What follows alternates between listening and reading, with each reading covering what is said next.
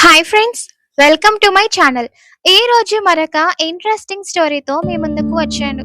స్టోరీలోకి వెళ్లే ముందు నా ఛానల్ని సబ్స్క్రైబ్ చేసి అలాగే బెల్ ఐకాన్ని కూడా క్లిక్ చేయండి. మీ సపోర్ట్ నాకు ఎంతో ముఖ్యం. ఒక పట్టణం అంచున ఉన్న ప్రభుత్వ పాఠశాలలో 5వ తరగతి చదువుతున్న ఇద్దరు స్నేహితులు ఉండేవారు. ఒకరు టొమాటోలా ఎర్రగా ఉండే టొమాటో, ఇంకొకరు గుండ్రంగా ముద్దుగా ఉండే ఆలుగడ్డ. ఇద్దరు మంచి మనసున్న వాళ్ళే, కానీ ఒక పెద్ద లోపం సోమరితనం. హోంవర్క్ చేయరు, పుస్తకాలు తెరవరు, ఎప్పుడు రేపు చేస్తాం అని వాయిదా వేస్తూ ఉండేవారు. వారి క్లాస్ టీచర్ ఒక తెలివైన గురువు.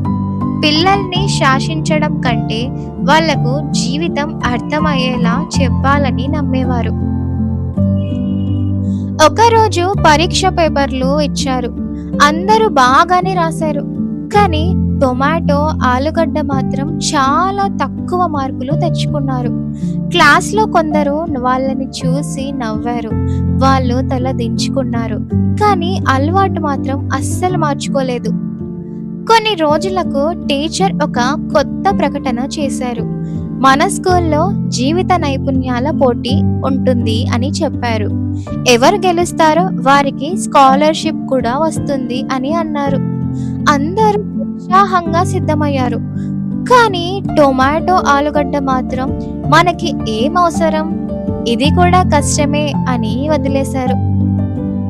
ఆ రోజు పోటీకి ఒక వింత టాస్క్ ఇచ్చారు.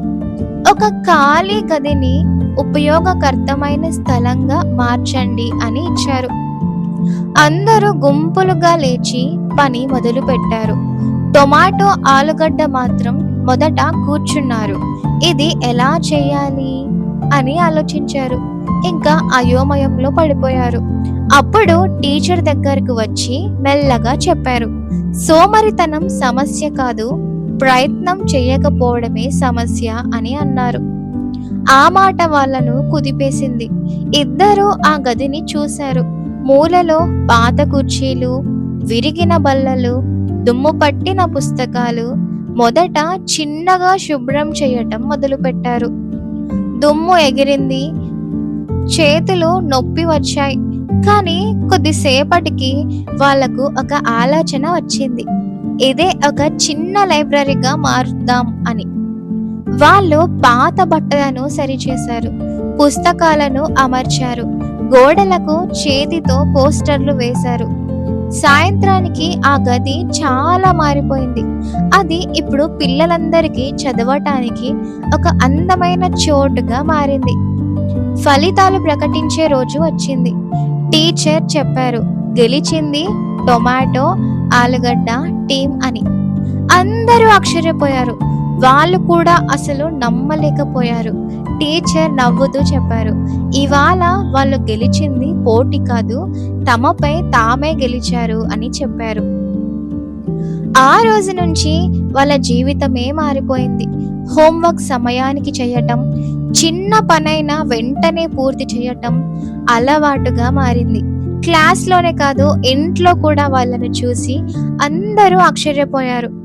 కొన్ని నెలల తర్వాత అదే పిల్లలు స్కూల్లో ఉత్తమ విద్యార్థులుగా నిలిచారు.